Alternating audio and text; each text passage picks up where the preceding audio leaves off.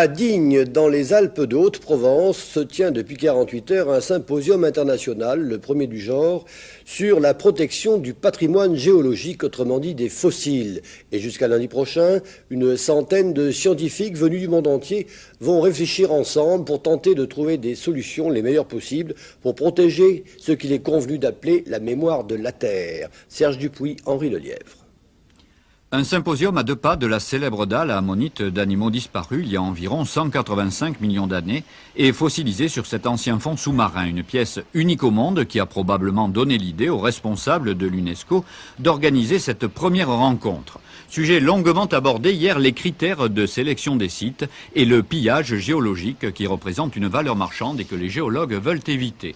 Pour cela, ils ont souhaité la mise en place d'une structure juridique permettant de réglementer la vente des fossiles. Des scientifiques qui se sont bien sûr penchés sur le problème du patrimoine géologique.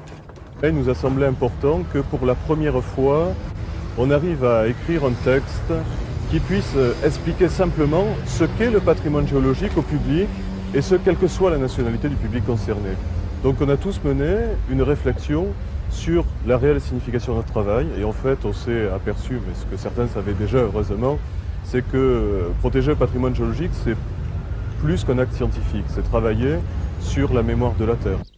Un point sur lequel les spécialistes des 30 pays représentés dans la salle de réunion ont décidé d'élaborer un texte, tout comme sur l'harmonisation d'approche de chaque nation par rapport à la reconnaissance du patrimoine national et à sa protection.